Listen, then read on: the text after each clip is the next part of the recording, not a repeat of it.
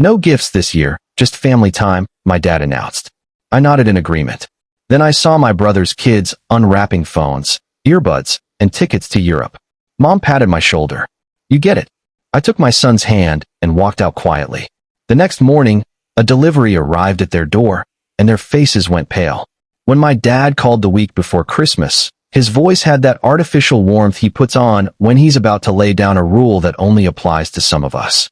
He said, "This year was about togetherness, not presents. No gifts, no pressure, just food, family, and being present." I was honestly relieved. Money had been tight since I moved into a smaller place with my son after the divorce. My ex stopped helping the moment the ink dried on the paperwork, and I'd been juggling work and late-night cleaning gigs to make ends meet. A Christmas with no financial expectations actually sounded peaceful.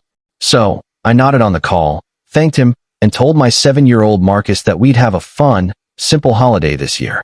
We baked cookies for everyone, made handmade cards, and I bought a $10 board game from a discount bin so we'd have something small to open together.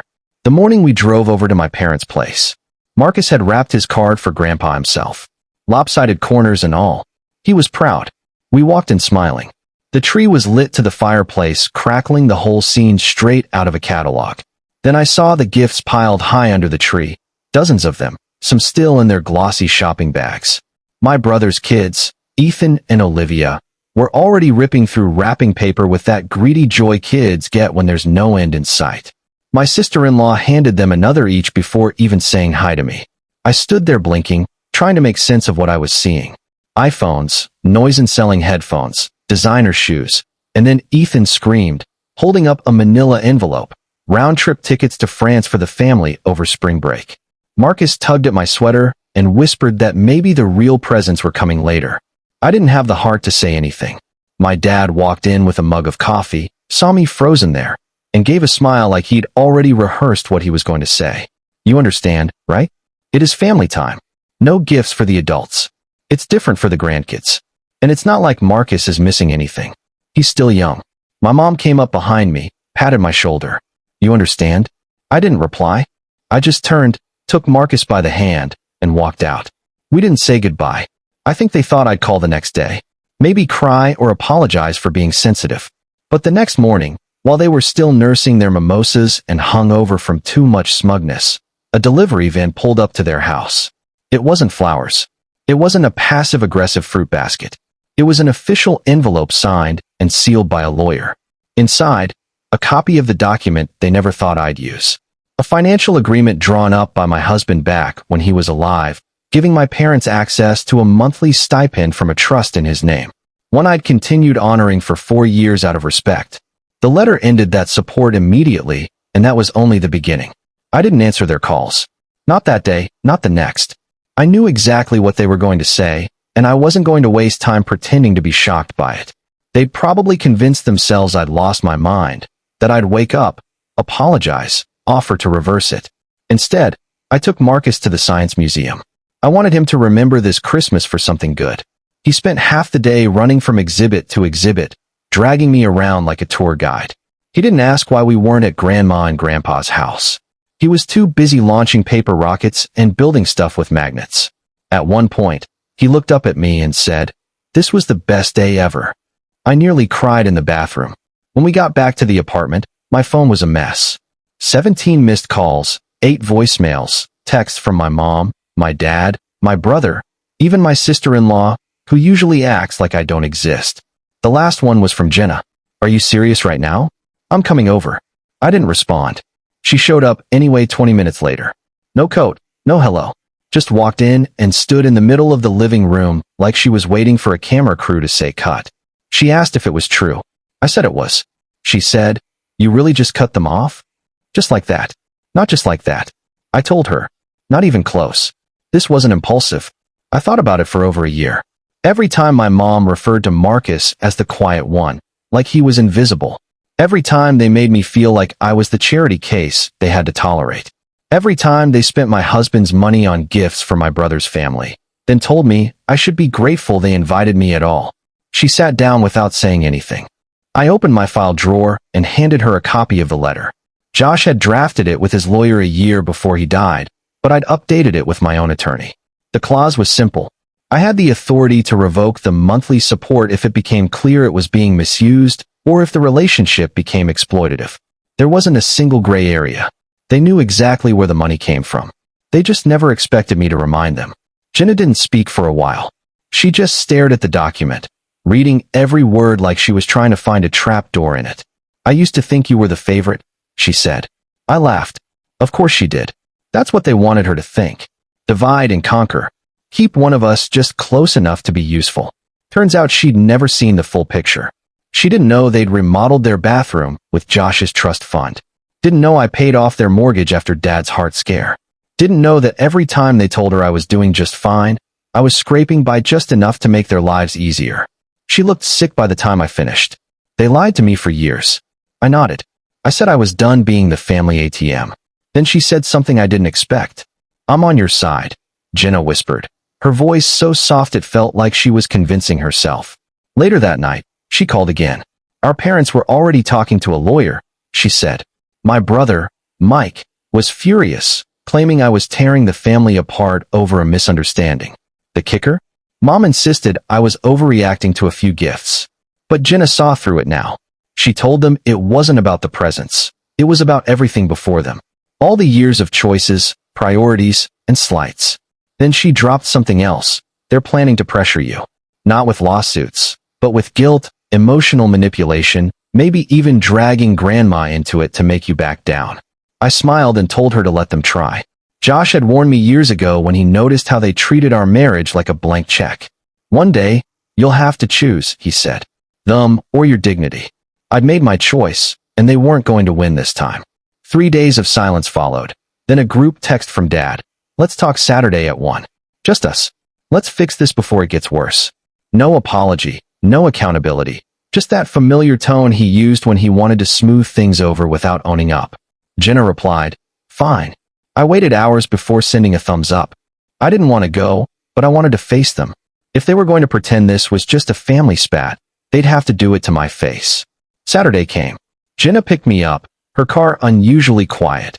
No music, just her fidgeting with the heater and stealing glances at me like she wanted to speak, but couldn't find the words. I've got a bad feeling about this, she muttered. I told her I didn't even bring a coat. I wouldn't be staying long. We pulled up to our parents' house and saw Mike's SUV already there, backed into the driveway like he was ready to bolt. His wife wasn't with him, probably home gloating. Inside, the living room was silent.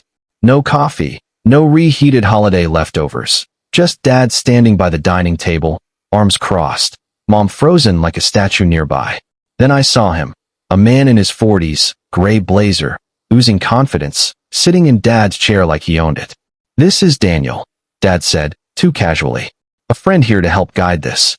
Jenna's mouth twitched like she wanted to say what the hell, but I stepped forward. Let me guess, I said. Not your lawyer, but someone with just enough legal know-how to talk me down. Daniel stood, offered a handshake.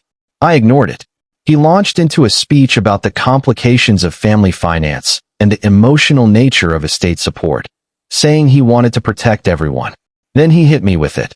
The trust your late husband left was meant to help the family. Unilateral changes like yours, I cut him off. Josh left it for me and our son, not for my parents' bathroom remodels or Mike's kids' tuition. I let them use it out of kindness, not obligation. Mike leaned forward, shaking his head. You don't get it. That money kept everything stable. You just pulled the rug out from under them. Jenna shot him a glare, but stayed quiet. I turned to my parents. Did you really drag me here to watch your fake lawyer guilt trip me into giving in? Daniel started again, all legal buzzwords and salesman charm, but I was done. I pulled out my phone and hit record. You'd think I'd pulled a gun. Mom gasped. Dad stepped back. Daniel raised his hands, saying, You can't record without my consent. I smirked. One-party consent state. This isn't a private legal meeting. It's a setup in your dining room. Dad snapped at me to turn it off. That's when Jenna stood. I'm done. This was supposed to be a conversation, not an ambush. She turned to our parents, no longer holding back. Nancy gave you everything. She paid your bills, let you live like kings. And you thanked her by humiliating her in front of her son on Christmas morning. Mom mumbled something about a miscommunication, claiming they never meant it to look that way. Jenna wasn't having it. You meant it. You just didn't expect her to finally fight back. She grabbed her purse and headed for the door. I followed, but as I reached the hallway, Mom called out, "Nancy, wait. You don't know the whole story." I stopped and turned slowly. She wasn't angry. She looked tired, almost scared. Dad shot her a look, like she'd said too much. "What story?" I asked. She didn't answer. Dad jumped in, urging me not to dwell on the past, saying it would only make things worse. That's when it hit me. This wasn't just about the money or the favoritism. They were hiding something they thought I didn't know, something that justified their years of treating me differently. I didn't push then. I just walked out. But I wasn't done. If there was a secret behind all this, some reason they felt entitled to punish me, I'd find it. And I wouldn't be polite about it. I didn't sleep that night. Mom's words looped in my head. You don't know the whole story. Every time I closed my eyes, I saw her face, not angry, not defensive, but afraid, like she knew something buried was about to surface. The next morning, I drove to Jenna's before Marcus even woke up. She was already making coffee, like she'd been expecting me. She handed me a mug and sat across from me at her kitchen table. After a long silence, she asked, "You think it's real, or just another guilt tactic?" I shook my head. That wasn't manipulation. That was fear. We sat quietly for a moment. Then I said it. "I need to know what they're hiding." We decided to start with Grandma. She was in assisted living, just 20 minutes away, still sharp, still opinionated, and not great at lying when caught off guard. We showed up unannounced. Jenna eased into it, chatting like we were just visiting. But Grandma saw through us. Her eyes narrowed when I mentioned our parents acting strange. Then I asked the question that changed everything. Was I adopted? She flinched, her fingers trembling on her teacup. She didn't answer, didn't deny it. Jenna looked stunned. I felt the floor shift beneath me. Grandma finally spoke. "You weren't adopted. Not legally. But you weren't meant to be theirs. Not at first." The room felt like it emptied out. I pressed her to explain. She hesitated, then told us something I'd never imagined. My parents had been close with a woman from their church, a single mother pregnant in her late 30s. She already had 2 kids and couldn't afford another. She hid the pregnancy, gave birth in secret, and planned to give the baby up. But Mom stepped in. Quietly, off the record, she took the baby, me, and passed me off as her own. No paperwork, no agencies, just a hushed handoff and a few forged hospital forms. It wasn't legal. It wasn't official. It was a family secret they swore to take to their graves. Jenna looked like she'd been hit by a truck. I found out from Grandma that I wasn't my parents' biological child. They always treated me differently, like I was borrowed, not truly theirs. It explained why I felt like an outsider, why my efforts and my husband Josh's money were never enough. Jenna, my sister, was furious. They'd let her resent me, thinking I was the favorite, when I was never treated that way. We confronted our parents with Grandma's note, detailing my birth, the church records, and the truth they hid. Mom admitted they adopted me from her friend, who didn't want another child. They kept it secret, fearing I'd leave if I knew. But their resentment made me feel I had to earn my place. Dad said they thought they were doing the right thing, but it was clear. They distanced themselves emotionally. Jenna spoke up, angry they'd manipulated her into hating me. Mom confessed she feared I'd walk away if I knew the truth, so they kept me insecure to keep me close. I was done with their excuses. Mom handed me an envelope for my son, Marcus, saying he was their chance to do better. Jenna and I left. She called me her sister, blood or not, promising to stand by me. I didn't rush back to my parents. I needed space, and they needed to feel my absence. Slowly, they started trying.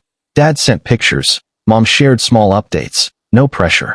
A package arrived with a carved box for Marcus, filled with old photos and a letter admitting their failure, but asking for a chance to be family. I let them visit for Easter, a small step. They brought Marcus a kite, and I saw hope in their eyes, a second chance. By Thanksgiving, I invited them to my home, my rules. No favorites, no hierarchies. At Christmas, they came for dinner. Mom helped Marcus decorate. Dad read to him. Jenna toasted to family being about showing up, not blood. Mike's kids gave Marcus gifts they chose themselves.